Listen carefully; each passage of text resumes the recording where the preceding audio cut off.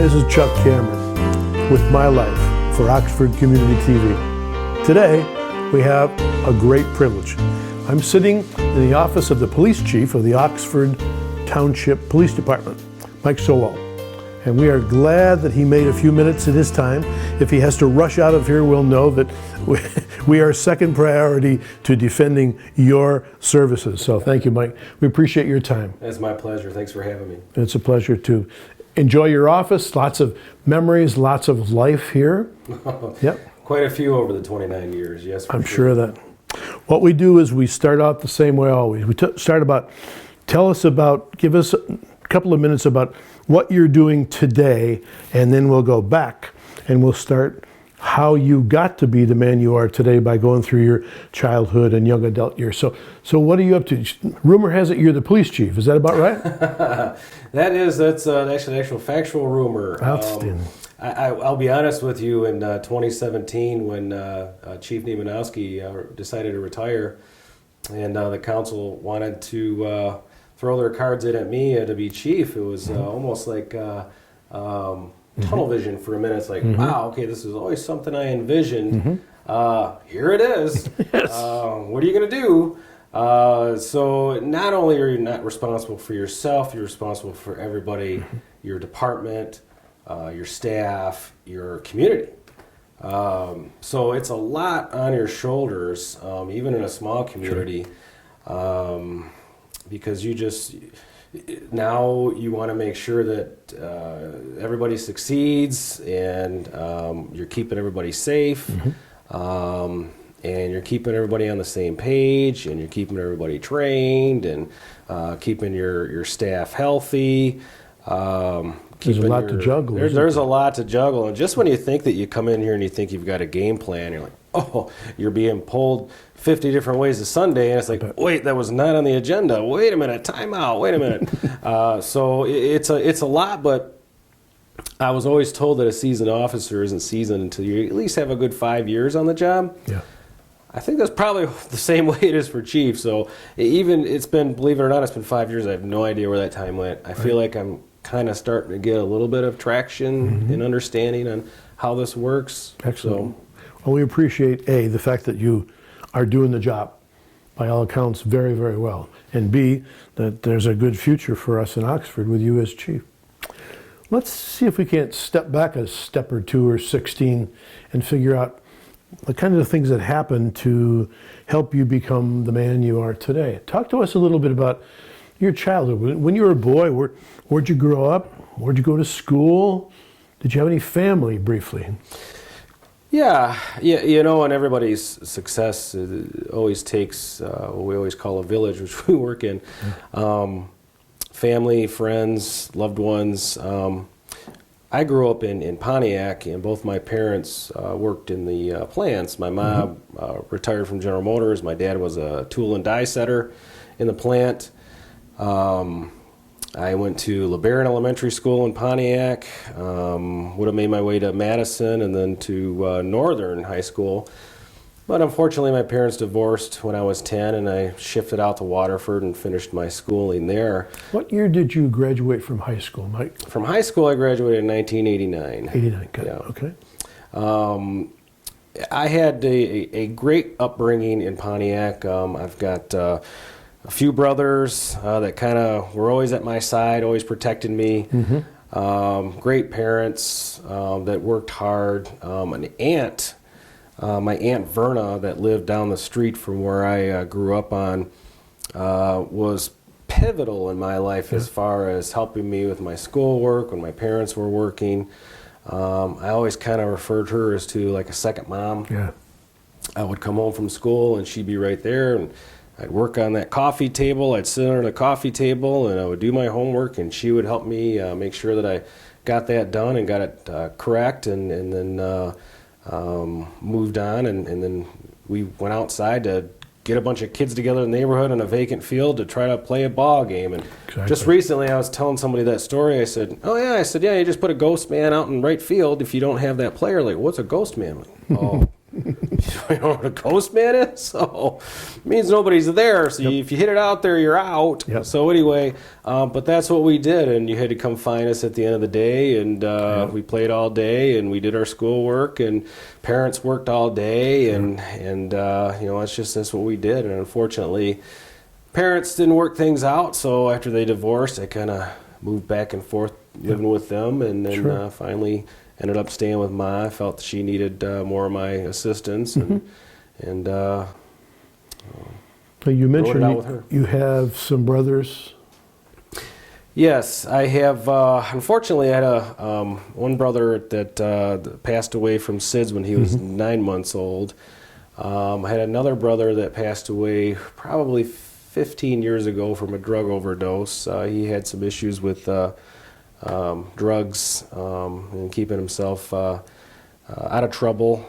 So he was, him and my brothers had a tough time growing up with some things that they encountered, and had it a little rough. So they had a hard time keeping themselves in and out of trouble. Yes. I was the kid that they were protecting, and while they were running their streets and doing their thing, and so it was a little rough for them. But they were still your big brothers. They huh? were still my brothers, and I loved them, and they looked out for me, and I cared for them, and they would do anything for me just like I would for them. And Sure. it's just unfortunate that the different paths that people take, and I was just, you know, I was like, gosh, you know what, with all these crazy things that I'm seeing, we've got to get some kind of good out of this. So I'm going to try to take a different path here and make some good out of this, and make the family proud. All right. So you've got mom and dad. You've got some struggles. Life is seldom easy. We interview lots of people, and life is seldom simple for folks. So you've gone through childhood and did your best, and you decided, let's see if we can't do something honorable, something maybe take a different path than some others. Right, and with I was explaining to you about my brothers, the unfortunate things that they had to see. My mother, in her first marriage, she was beaten quite severely, and my brothers had to witness that. So that put some trauma on them, and unfortunately made some bad decisions along the way. I got my arm broke walking through an alley, and they came to my aid and rushed me to the hospital. And so with my mom and dad and my brothers and everybody, just the family and parents working hard, I wanted to have some kind of a light at the end of the tunnel here. I was like, gosh, you know, I got to make the parents proud here. I've got to go down a different road here and try to make them proud and see that there's some good that can come out of this. And once we got out of our area there, and the parents divorced, then the junior years and the high school years started, and then the years started to just kind of. Okay, so you've junior high school, looking ahead and seeing, okay, where do we go from here? All right, we're going to take a little break. We'll come back in just a minute. So thanks for watching. We'll see you in just a minute. Stay tuned.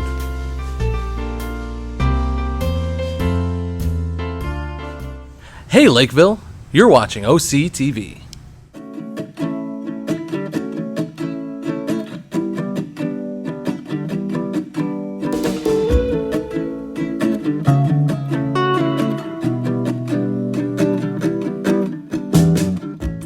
Hi, Chuck Cameron again for Oxford TV. The My Life program, we're back with Chief Mike Solwold and in his office. Mike, you just talked to us a bit about what it was like being a kid, and now you're out of high school and looking at, what do I do with my life? What did you think, and what decisions did you start to make? Well, I knew the law enforcement path was where I wanted to go, so I knew I needed to keep myself out of trouble. go to school every day, make sure I did my schoolwork. So I did my best to make sure I got the best grades that I could. And matter of fact, I got perfect attendance in high school from 9th, 10th, and 11th grade. I wasn't tardy or even absent for a class in those 3 years. So I thought that was a goal that I made myself. So I thought, well, I'm just going to go ahead and I'm going to do this. And everybody else was like, "What, are you crazy? Those are the best years of your life. Why don't you skip with me, or why don't you take a day off?" I'm like, no, I got to meet this goal.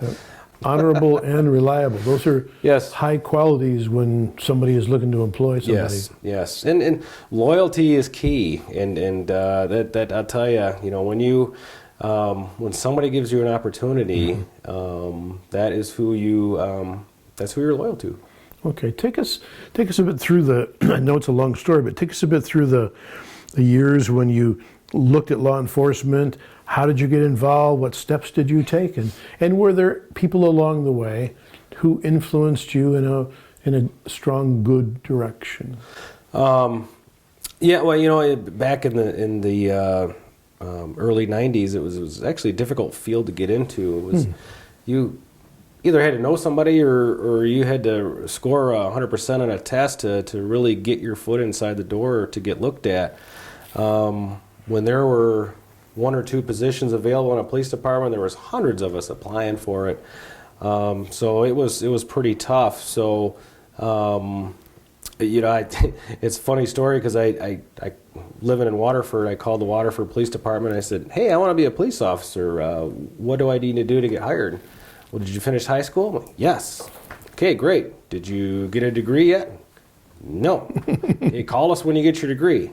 "I will." Ooh. So I went and got the degree, and then thinking to myself, well, okay, well, my grandfather was in the military. He was in World War II. My father was in Vietnam in the Army. Well, I'm going to go in and get in the Army, and the Army can help me for my college and get that on my background. Well, I had a recruiter come out, and because I got my arm broke when I was a kid severely, they thought that I would re-injure that in basic training, so they didn't take me on at the time.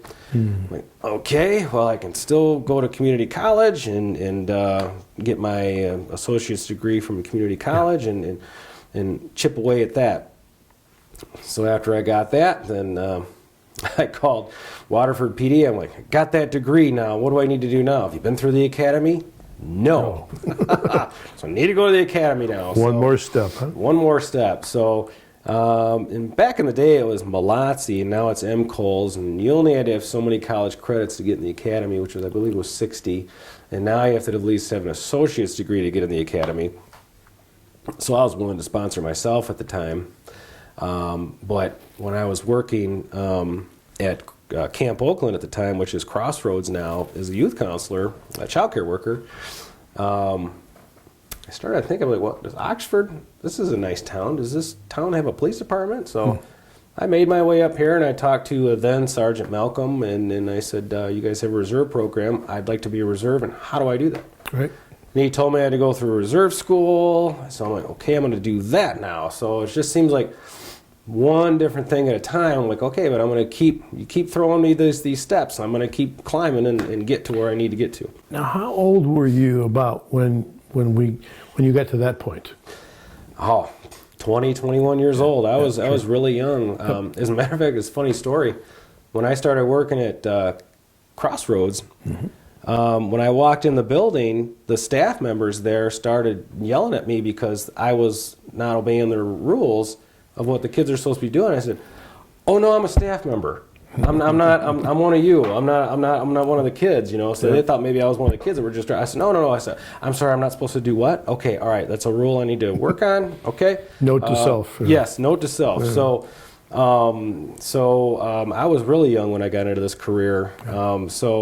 Which was a benefit to me starting out. So, but I knew what I wanted to do, and everybody told me what I needed to do, and I thought, reserves, wow, that's a kind of a cool backdoor way to try to get in and try to influence, to show them, hey, this is really what I want to do. This is what I've got, so please bring me on. Okay. And that's how that started. So you got into the reserve program. It gave you some open doors. You probably had to learn a lot. What happened then? Well, as a reserve, I was working here as a reserve and working at Camp Oakland at the time, putting my hours in and getting to know the job, watching how everybody else is doing things. Let me step in for a minute. What did you do at Camp Oakland? You mentioned that before. I was a child care worker, which basically is a staff member that made sure that the kids were following their rules while they're there in the building, getting them to the classroom, keeping them in check while they're in the classroom because I was a classroom tech. I also moved my way up to a boot camp staff sergeant when we had the boot camp there. So basically, in a nutshell, it's just making sure, hey, the kids are here, these are the rules and regulations of our program, they have to meet that, and if they don't, then there's consequences for that. There's weekends that they can work on getting to go home. Sure. So there's different things that they can do, and you hope to rehabilitate them to get them straightened back out before they get back out into the real world again. Kids have been an important part of the things you like to do for a long time, haven't they? It has, and I'll tell you what, when I, working at Camp Oakland, I keep saying Camp Oakland, at Crossroads, I did some growing up there myself. So me being thrown in that mix with those kids as a staff member, only being a few years older than those kids, really taught me a lot. So I felt like I went through that program with them. And there were a lot of great kids. They grew up in some bad situations, and the unfortunate thing, I had kids come up to me and say, Mr. Solwold, I appreciate everything you're doing for me, but when I leave here, I'm going to go back to selling drugs. I'm like, God, man, I said, I really wish you won't. I wish that's not the case. Please don't do that. Please do your best to not do that. The unfortunate thing is, yeah, we're bringing you up here to Oxford, and we're putting you into a structured environment, and now we're going to toss you back out into the environment again to where you've got all these different things that are appealing to you, Sure. And it's difficult. So that's the tough part about us helping people and rehabilitating, whether it's with kids or our inmates, is that you're done, here you go back at it again. Back to something, and maybe that something isn't the best thing. Right. I don't have all the answers, but there's a lot of good people, and they've just got bad choices that are just bombarding them every day. Sure, you see that a lot. Yes. Let's do this. We're going to take another break, and then we'll talk a bit more about the job here at Oxford PD and what you've been doing, and maybe look forward a little bit to what you see in the future for this town and for this department. So, sounds great. Thank you. Stay tuned. We'll see you in just a minute.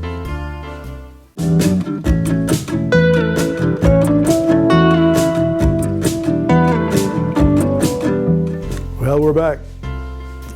Chief's office, thank you for your time again. A question for you. We've talked a lot about your life and your career and your path, which is fascinating to me. You've come a long way. But have you ever had any time for a personal romantic relationship and all this process to get to where you wanted to be in law enforcement? Yes. You always have to make time for that, right? You do. Family comes first, right? Yes. My lovely wife, she is a special needs teacher up at Chatfield Elementary School right now in Lapeer.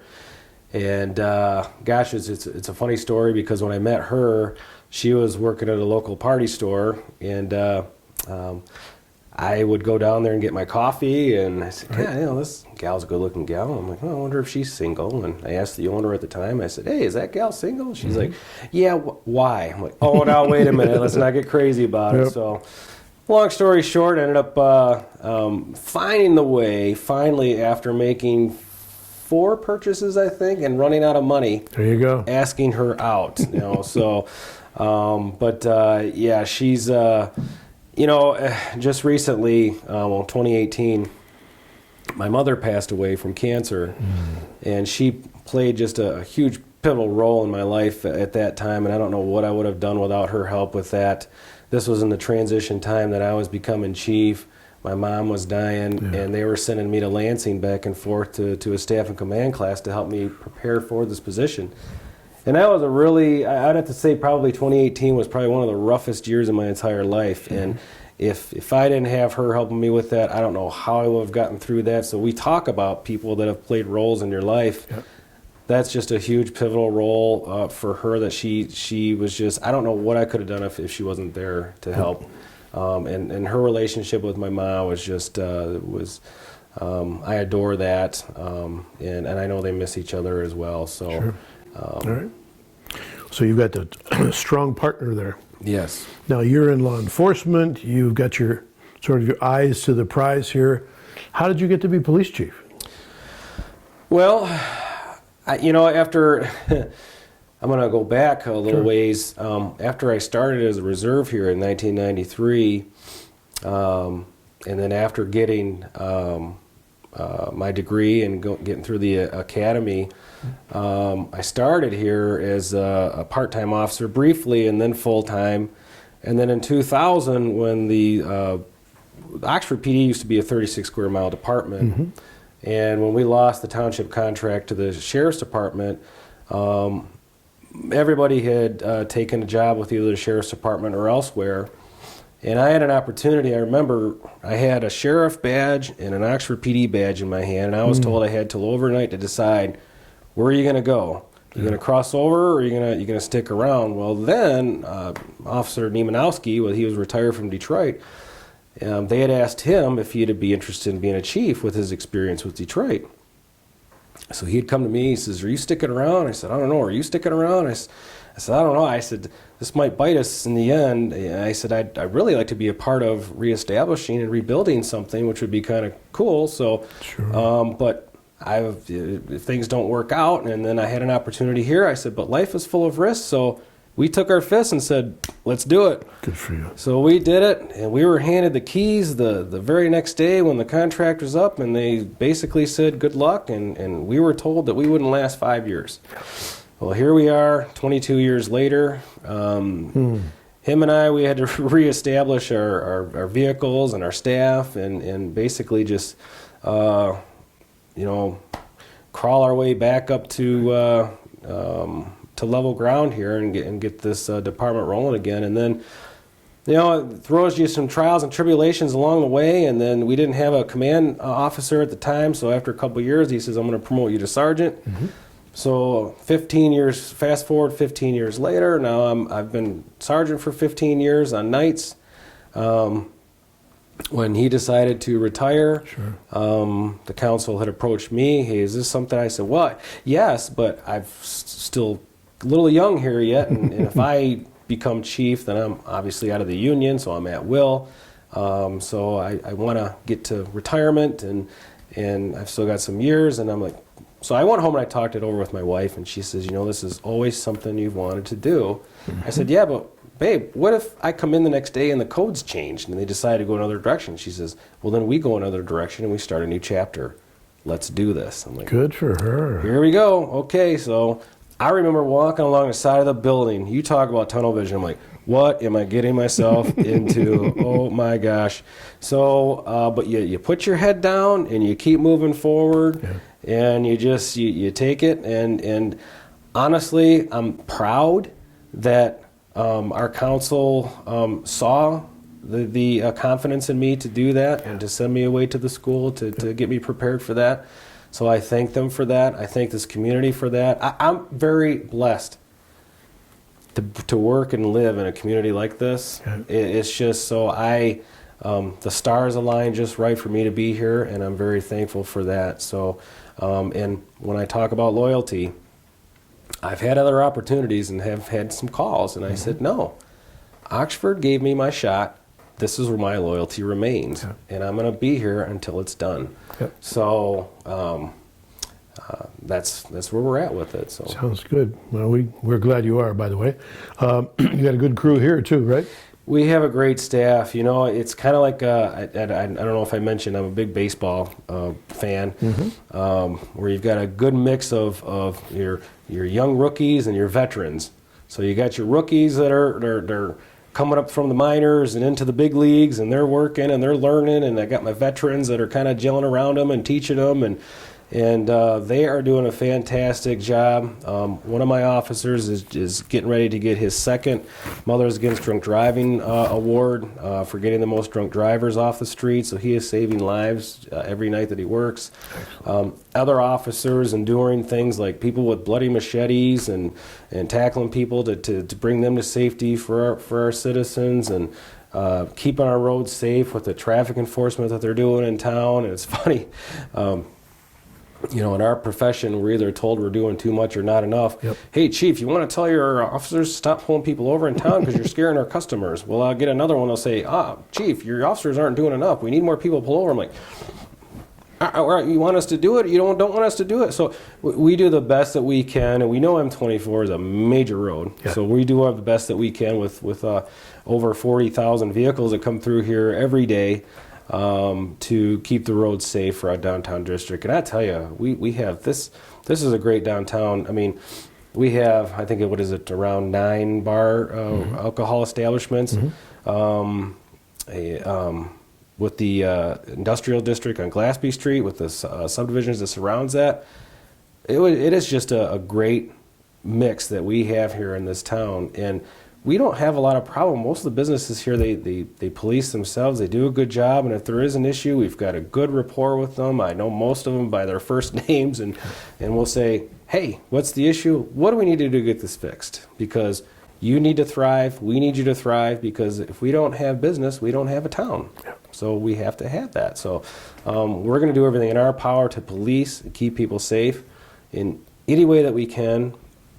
My door is right there. People are welcome to walk in here. I don't know if anybody knows me, but they can come in here. We can have a conversation. We can get things fixed.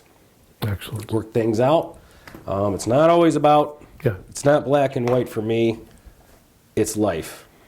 There's Okay. always different things that happen. Question then, how about our future? Recently we've had some big shocks in town, and I noticed that we in Oxford have a lot of communities around us who seem to be sort of helping us side by side. I imagine you with law enforcement agencies have collaborations. Can you take a minute and just talk about how Oxford may now be a more of a partner, or more of a focus on other people's attention? Well, we always have been, quite honestly. It seems more now. But what I've always loved about this community is that whenever there is an issue, or if something needs to be dealt with, our community, our residents, our businesses, they come out of nowhere and they just start contributing and making things. They like to right the wrong. Yeah. They contact me. As a matter of fact, I'll give you an example of we do the Shop with a Hero every year. And because in this last couple of years we've had 100-year-old major construction of our downtown, which was that took a lot of focus away in business from downtown. Throw in the coronavirus, the school tragedy. I mean, we have had a lot of issues here in the last couple of years, but they contact me and they'll say, Chief, we've got this, this, and this. What do you need?